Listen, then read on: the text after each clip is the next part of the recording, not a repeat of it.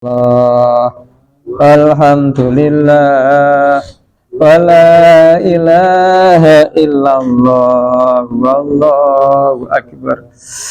Bismillahirrahmanirrahim. Assalamualaikum warahmatullahi wabarakatuh. Ila hadratil Mustafa sallallahu alaihi wasallam. Al-Fatihah. A'udzu billahi minasyaitonir rajim. Bismillahirrahmanirrahim. Alhamdulillahirabbil alamin. Arrahmanir rahim. Maliki yaumiddin. Iyyaka na'budu wa iyyaka nasta'in. Ihdinas siratal mustaqim. Siratal ladzina an'amta 'alaihim ghairil maghdubi 'alaihim waladdallin. Faghfir li amin. Alhamdulillah. Assalatu wassalamu ala Rasulillah. La haula wala quwwata illa billah. Amma ba'd. Dumateng para pengurus mushola takmir mushola yang hormati, bapak-bapak, ibu-ibu, hadirin rahimakumullah. Sedaya dihormati Allah SWT. Mari kita lanjutkan pembacaan kitab Tanbul Ghafrin malam ini, masuk bab 13 tentang silaturahim. Ada yang menyebut silaturahmi, ada yang menyebut silaturahim. Kita nggak bisa permasalahkan karena yang berdebat itu orang yang ahli ilmu nahwu dan sorof, yang ahli ilmu tata bahasa Arab, yang ahlinya. Ada yang mengatakan silaturahmi itu untuk yang masih punya hubungan nasab, masih punya hubungan mahram. Silaturahim untuk semua ada pada beliau. Jadi monggo, yang penting kita maksudnya sama, maksudnya itu menyambung tali persaudaraan. Bagi saya hormati, ada seorang Badui itu katanya nek cara mriki anu wong kampungan desa yang tak berpendidikan gitu kan ya. Maksudnya wong kampungan desa tak berpendidikan. Suatu hari menghadang jalan yang sering dilalui Nabi Muhammad SAW. Saat ketemu Nabi Muhammad SAW dihentikan, terus orang Badui memegang tali kendali unta yang dikendari Rasulullah SAW. Dipegang talinya, kemudian Nabi Badui itu bertanya, wahai Nabiullah, beritahukan padaku amal apa yang mana bila aku lakukan itu akan mendekatkan aku ke surga dan menjauhkan aku dari neraka. Rasulullah bersabda, anta budallaha wala tusyrik bihi syai'an. Hendaklah engkau menyembah Allah saja dan tidak menyekutukan dengan apapun, tidak berbuat syirik, enggak menyekutukan dengan apapun. Wa taqimas sholata, dan engkau menegakkan sholat, ya setidak-tidaknya sholat wajib 5 waktu itu. Waktu ya zakata, engkau bayar zakat. Watasilah rohima, dan engkau menyambung tali persaudaraan. Terima kasih ya Rasul, terima kasih ya Nabi. Ya, sampai pergi, Rasulullah melanjutkan perjalanannya. Di kisah yang lain dari Salman bin Yazid, dari Abdullah bin Abu Aufa berkata, kunna julusan asyiyata arafata inda Rasulullah SAW. Faqala Nabi sallallahu alaihi wasallam, la yujalisuni man amsak wadi'ur rahimi. Ini diceritakan pada sore hari Arafah. Berarti tanggal pinten Bapak Ibu? Tanggal pinten? Yang betul-betul tanggal 9 Dzulhijjah. Pas sore hari Arafah, Rasulullah sedang duduk bersama dengan para sahabat mengadakan kajian di Arafah sana. Kalau kajian di sana kan mesti selalu yang memberi materi atau Rasulullah, kemudian semua melingkar begitu, melingkari, yang gak kebagian ya di belakangnya, kebagian melingkar sampai ke sampingnya, sampai ke belakang jauh begitu. Dan masih terjadi pula ketika saya mengikuti kajian di Masjid Nabawi itu, ya begitu pula semuanya mendekat, merapat, melingkar, mendekat pada yang menyampaikan gitu.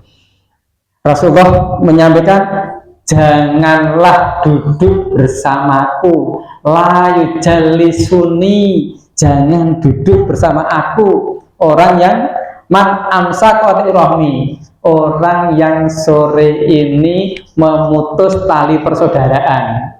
Ojo melu lungguh ning kene, jangan duduk di sini, orang yang sore ini memutus tali persaudaraan. Rasulullah dengan tegas menyampaikan begitu. Ditunggu beberapa detik, ternyata ada satu yang berdiri. Rasulullah menyampaikan, hendaklah berdiri dan pergi dari tengah-tengah kami. Liyakum anna falyakum ahadun illa rajulun kana al-qati. Berdiri seorang laki-laki yang pas duduknya tidak depan banget, tapi barisan agak belakang gitu, belakang jauh. Berdiri terus pergi meninggalkan Rasulullah SAW. Tak lama kemudian, karena min asal halqati kafakasat ghairu ba'idin sumaja'a faqala Rasulullah SAW, malaka lam yakum ahadun minal halqati. Tak lama kemudian orang tersebut datang kembali, mendekat menemui Rasulullah, ikut bergabung kembali. Rasulullah bertanya, ada apa denganmu? Tidak ada di sini orang yang berdiri meninggalkan majelis kecuali kamu. Orang itu menjawab, ya Rasulullah, setelah mendengar sabda panjenengan, sabda Rasulullah, saya segera menemui bibi saya, yang mana bibi saya itu memutus persaudaraan dengan saya. Saya temui, bibi pun heran bila saya datang. Tuh apa kamu datang? Begitu kata bibi. Ada apa kamu datang ke sini? Aku heran kamu datang ke sini. Terus orang itu menyampaikan sabda Rasulullah tadi, kata Rasulullah, tidak boleh memutus tali persaudaraan. Siapa yang memutus tali persaudaraan, maka Allah tidak akan memberikan rahmat padanya, juga pada orang sekelilingnya. Jadi kalau di dalam majelis ini ada satu yang memutus tali persaudaraan, rahmat Allah batal turun, nggak jadi diberikan. Tidak hanya seorang, berdampak pada satu majelis, semuanya kena semuanya. Maka Rasulullah usir siapa yang memutus persaudaraan, diusir. Terus bibinya minta maaf padanya, bibi minta maaf padaku dan aku pun minta maaf pada bibiku, begitu kata orang itu. Nah, kenapa kamu datang sini? Nah, ini Rasulullah kemudian menyampaikan sabdanya, baguslah kamu kalau begitu. Bagus begitu.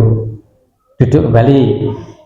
Ingatlah, ala innar rahmata la tanzilu ala qaumin fihim qati'ur rahimi. Rahmat Allah tidak akan turun di sini kalau di majelis ini ada orang yang memutus tali persaudaraan. Begitu dalam hadis ini yang terjadi. Bapak Ibu hormati, dalam hadis yang lain dijelaskan bahwa memutus tali persaudaraan itu merupakan dosa besar karena bisa mencegah datangnya rahmat dari Allah dan untuk dirinya juga kawan-kawan sekitarnya. Padahal seseorang itu bisa masuk surga bukan karena amalnya, karena rahmat Allah. Nah, kalau nggak mendapat rahmat Allah, mana bisa masuk surga?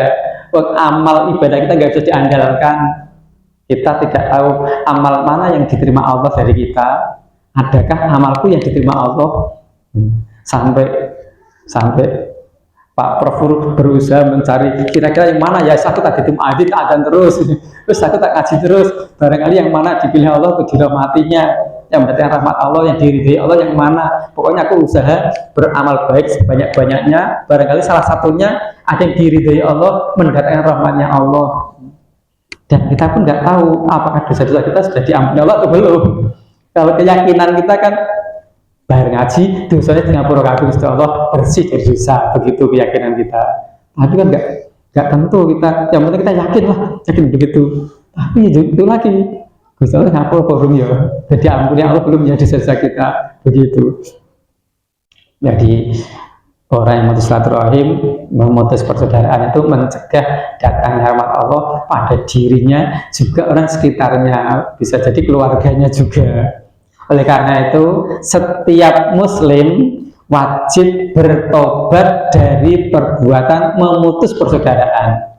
Segeralah bertobat, cepat-cepat menampun pada Allah untuk nyambung lagi tali persaudaraan.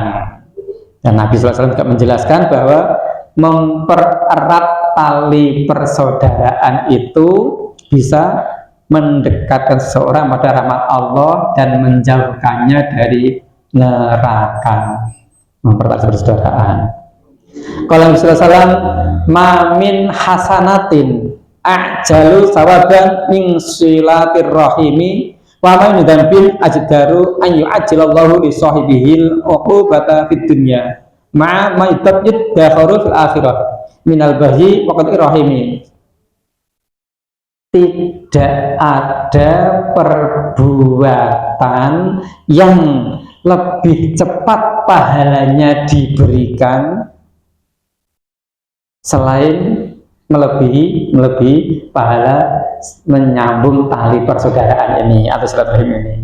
Dan tidak ada dosa yang lebih pantas disegerakan azabnya, siksanya, selain ada siksa yang ditunda nanti di akhirat, disimpan di akhirat, melebihi daripada perbuatan memutus tali persaudaraan. Di hadis yang lain ada riwayat yang lain, asraul khairi salatul birri wasilaturahmi.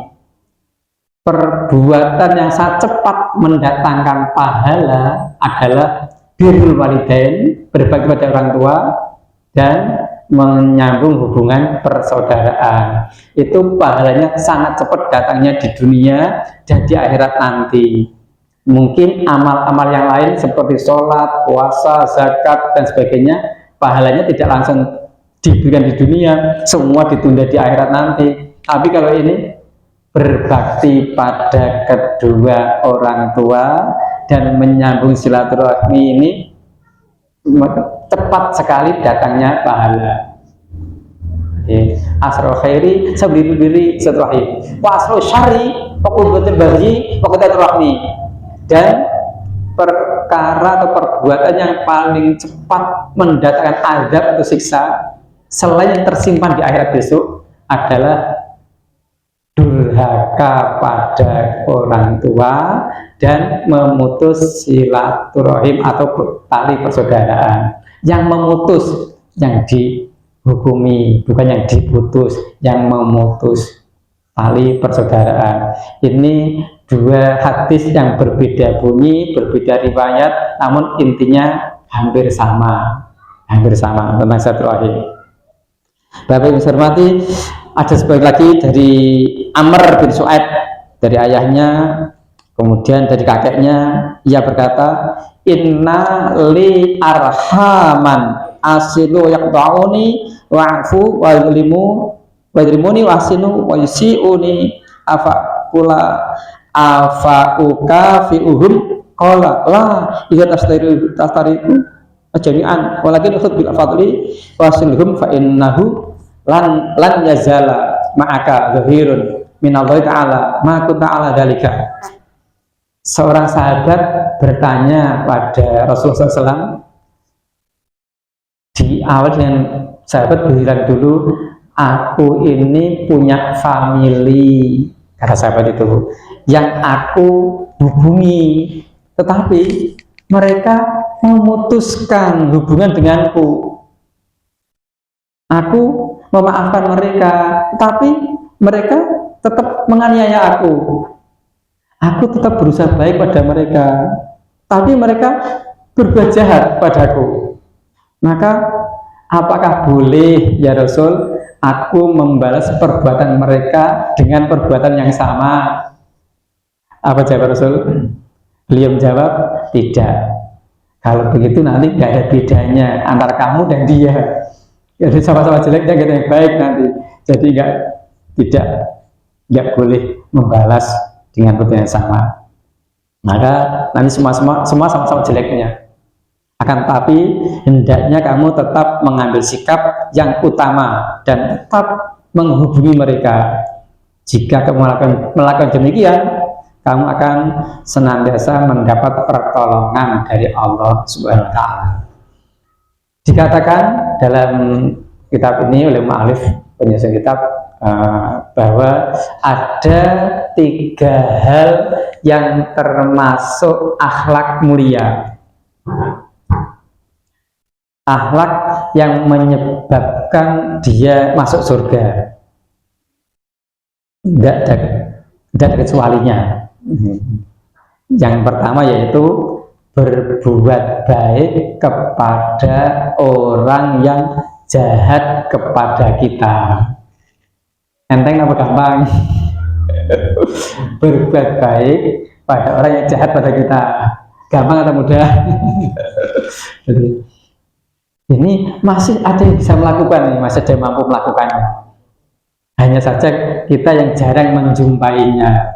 Ya, saya melihat dalam tayangan videonya, saya melihat berbuat baik pada orang yang jahat padanya. Tiba-tiba tamu mentang-mentang marah-marah padanya, disabari, dipersilahkan duduk, ayo minum-minum dulu bareng. Ada tiba-tiba tamu datang langsung memukul. Tamu belum dikenal tiba-tiba memukul, ada tapi disabari dulu, silakan duduk, ada apa? Berbuat begitu di hadapan santri-santrinya di pesantren, ya di pesantren santrinya seperti itu. Saya lihat sendiri, tapi di YouTube. Jadi masih ada yang bisa berbuat seperti itu. Saya sudah sampai dipukul sampai keluar darah dari mulutnya, itu tetap sabar saja.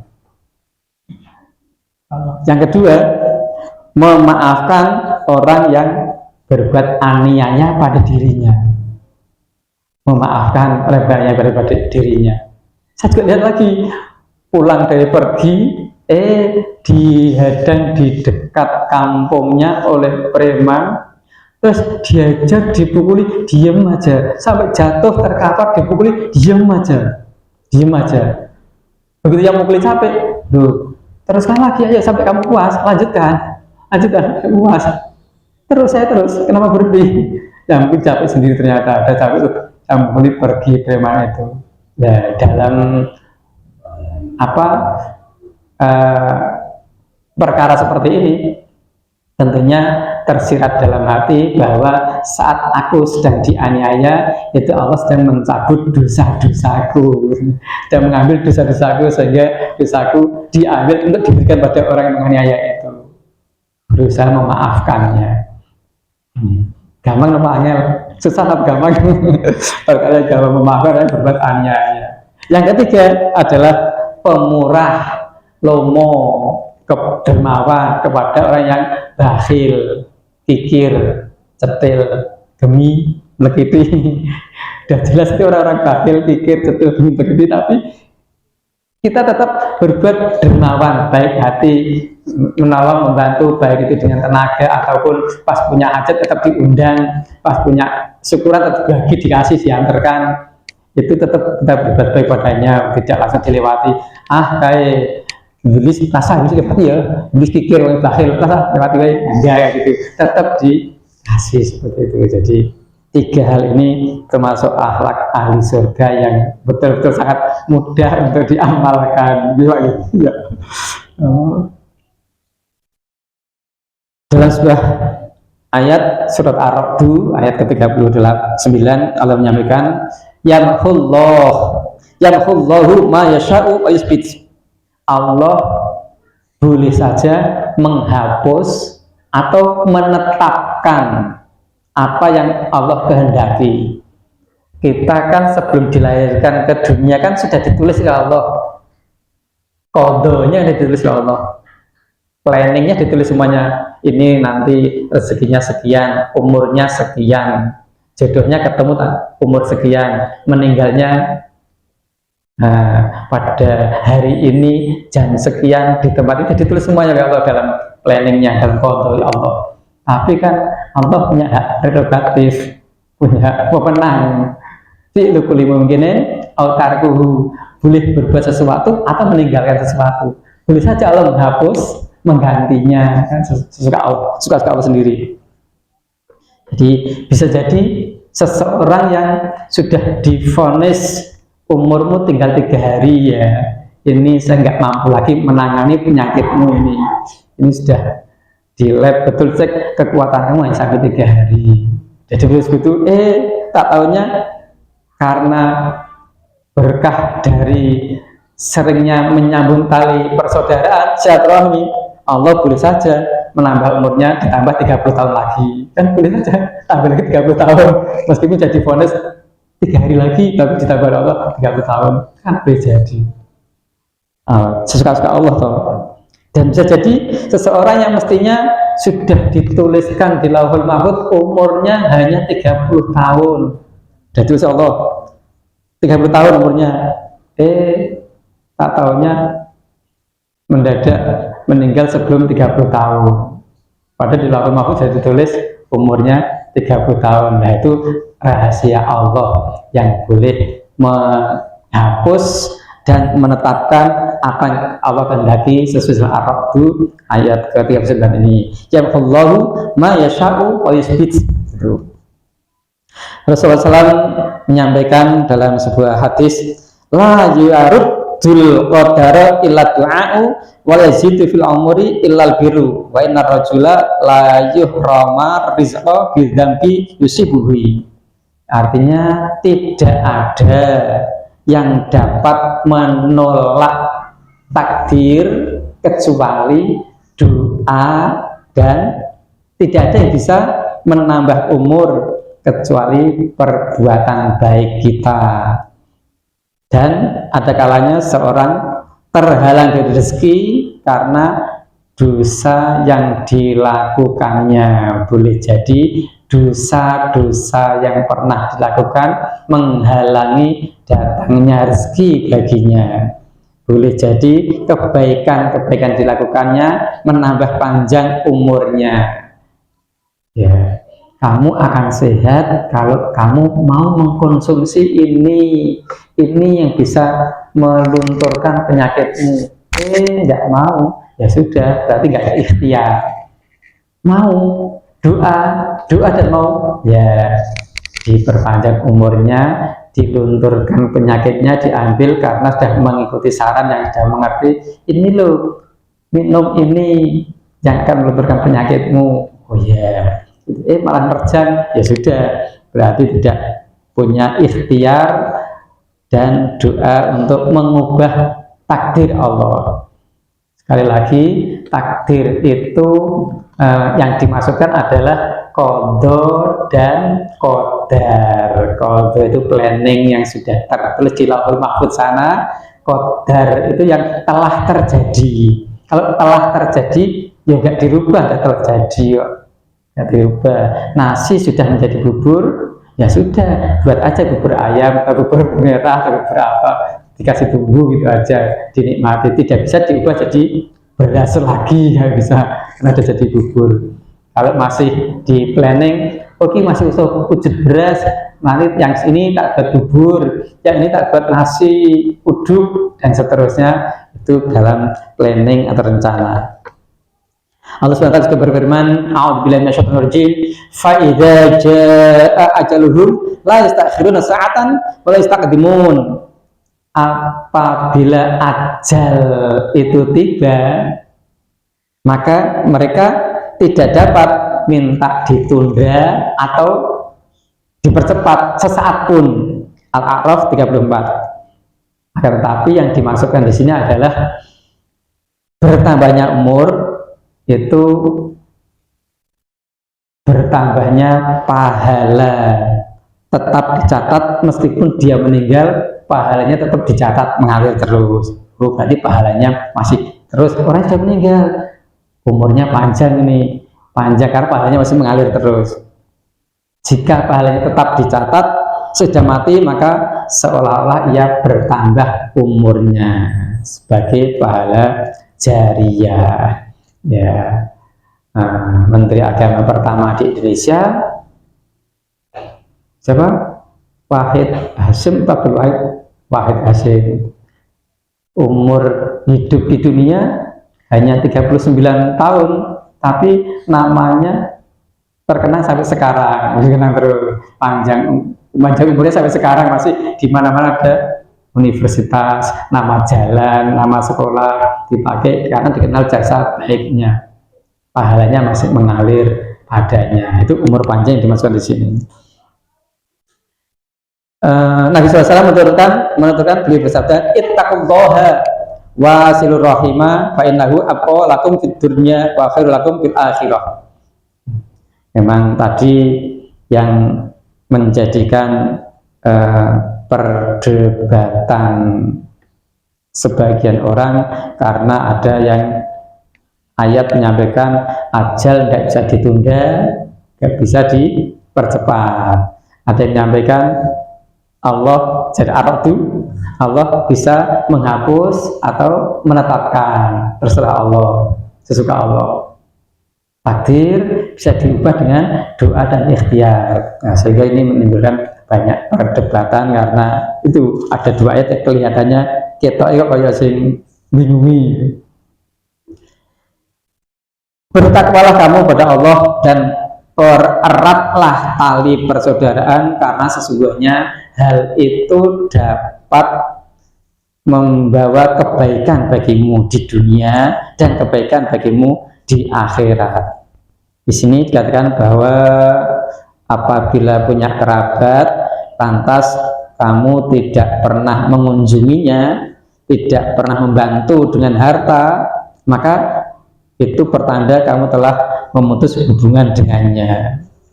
Ini dalam suhufi Ibrahim wa Musa. Dalam suhuf disampaikan, ya Ibnu Adam, sil rahimaka bimalika fa in bakhilta bimalika aw qalla maluka famshi ilahi birijlika. Wahai anak cucu Adam, pereratlah persaudaraanmu dengan hartamu, dan bila kamu merasa sayang, kikir dengan hartamu, atau hartamu itu hanya sedikit, maka berjalanlah kepadanya dengan kakimu. Maksudnya kunjungilah dia, tetap berkunjung, bersilaturahim, menyambung tali persaudaraan, karena bantu dengan harta nggak bisa, hartaku sedikit.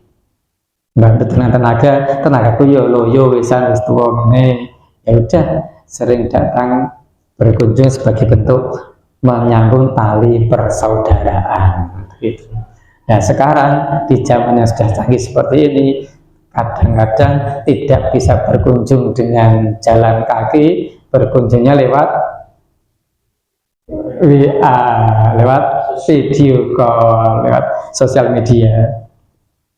Kalau ulama menyampaikan ada 3 hal yang tidak boleh dibedakan antara kafir dan muslim. Ada 3 hal tidak boleh dibedakan. Yang pertama, siapa yang berjanji baik pada orang Islam maupun pada orang kafir, maka ia harus menepatinya. Karena sesungguhnya janji itu adalah kepada Allah. Sesungguhnya janji itu pada Allah, kaitannya dengan Allah SWT. Maka hati-hati saat berjanji, harus diawali dengan apa? Insya Allah, jika Allah menghendaki, ya ditambah doa semoga tidak ada uzur atau halangan tertentu. Jadi setelah menyampaikan jika Allah menghendaki, tambah doa semoga tidak ada uzur, semoga tidak ada halangan, semoga Allah memperlancar jalannya, tambah dengan doa. Kalau memang ada niatan untuk datang, untuk memenuhi. Tapi kalau niatannya tidak untuk memenuhi, hanya sebagai syarat, insya Allah ternyata itu hanya sebagai pantas-pantas itu, padahal dia niatnya nggak mau memenuhi janjinya. Tapi insya Allah nanti kamu tak beresi, tak berikan, tak traktir dan sebagainya.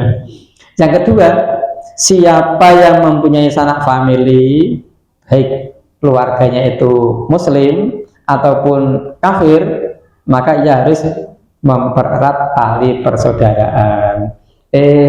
Ada di sebelah sana, Pak RT paham, sebelah sana keluarganya kan ada yang Islam, ada tidak Islam, ada yang Islam pun tidak jelas Islamnya karena nggak pernah konangan, apanya nggak pernah konangan.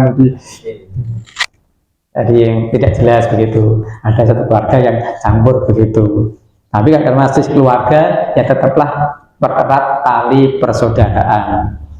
Yang ketiga, siapa yang diberi kepercayaan, baik itu yang memberi oleh Islam atau non-Islam, ya tetaplah amanah mengemban kepercayaan itu. Jangan sampai dikhianati amanah itu. Nabi Muhammad SAW dan Bani Israel di dalam Taurat dituliskan, ini Taurat ini, ittaqi rabbaka wa birra walidayka wasil rahimaka amuddulaka fi umurika wa yusarrika fi yusrika wa usrifu anka usraka. Dari kitab Taurat disampaikan, bertakwalah kamu kepada Tuhanmu.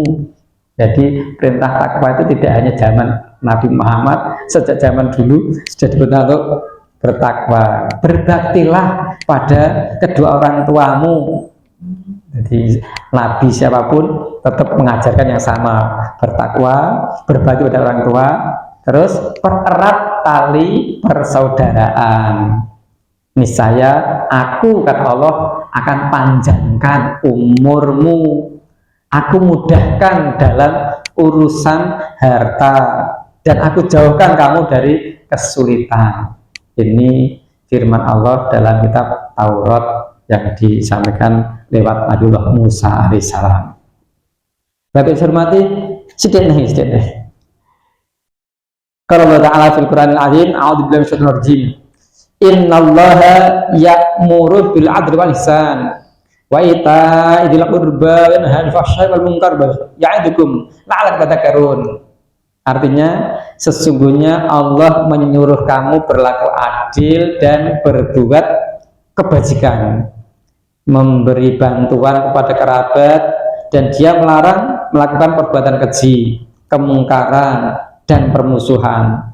Dia Allah memberi pengajaran kepadamu agar kamu dapat mengambil pelajaran. Ini surah An-Nahl ayat 90. Maksudnya Allah SWT itu menyuruh pada kita untuk mengesahkan Allah, jangan menduakan, jangan sampai wayuh atau poligami dalam hal bertuhan. Kalau wayuh atau poligami dalam hal bertuhan berarti kan ya menyekutukan. Kemudian mempersaksikan bahwa tidak ada Tuhan selain Allah, menyuruh kita untuk berbuat baik pada sesama manusia dan memaafkan mereka, mempererat tali persaudaraan, melarang kita berbuat maksiat. Ini isi dari An-Nahl ayat 90. Diriwayatkan oleh Utsman bin Mat'un radhiyallahu anhu bahwasanya Rasulullah pernah bersabda yang disampaikan di sini,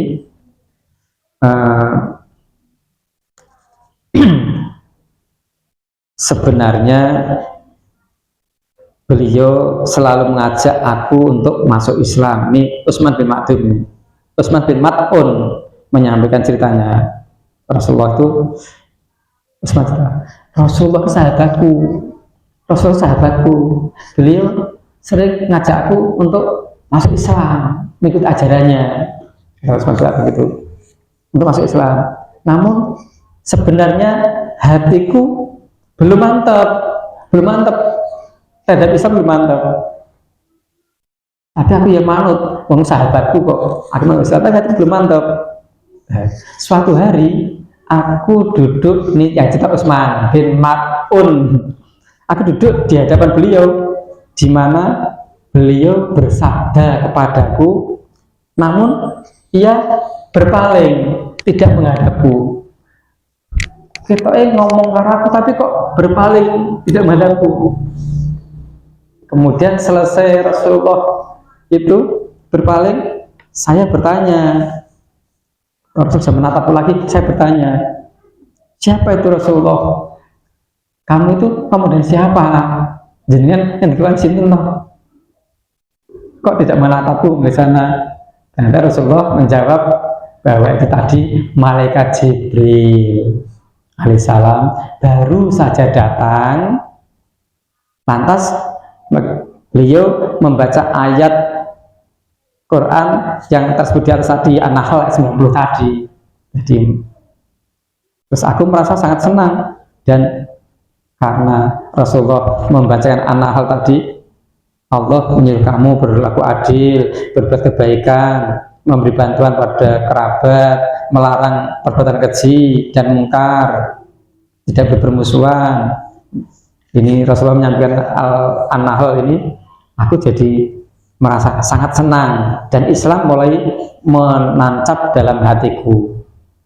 Terus aku bangkit dari hadapan Rasulullah, dan aku mendatangi paman Nabi yang bernama Abu Thalib itu, Abu Thalib, dan berkata, wahai Abu Thalib, aku baru saja bersama keponakanmu Abu Thalib, kemudian turun ayat An-Nahl 90 itu. Turun ayat seperti ini. Abu Thalib menjawab, ikutilah Muhammad, niscaya kamu akan beruntung dan mendapat petunjuk. Demi Allah, sungguh ponakanku selalu menyuruh untuk melakukan akhlak yang mulia, apapun keadaannya, baik benar ataupun dusta, ia tidak pernah mengajak kamu melainkan pada kebaikan, nggak pernah ngajak pada kebaikan. Utsman menyampaikan hal itu untuk dengan maksud masuk Islam. Ia pun pergi menemuinya, mengajak masuk Islam. Namun Abu Thalib belum mau untuk masuk Islam, belum mau. Wallahu a'lam bishawab. Demikian kajian malam ini, mudah-mudahan bermanfaat bagi kita. Ini masih ada banyak cerita, masih ada kisahnya. Kalau tak bawakan sekarang, jadinya nanti tidak kecapean duduknya, apalagi yang sudah umur remaja ini, dari capek sudah capek. Udah pernah remaja juga, pernah remaja capek. Jadi akhirnya kita tutup dengan baca wal asri bareng-bareng. Bismillahirrahmanirrahim. Wal asri innal insana lafi khusrin illa alladziina amanu wa 'amilus sholihati wa tawassaw bil haqqi wa tawassaw bis sabr. Subhanakallahumma bihamdika asyhadu an la ilaha illa anta astaghfiruka wa atubu ilaik. Alaikum wallahu jazil la sabil. Assalamualaikum warahmatullahi wabarakatuh.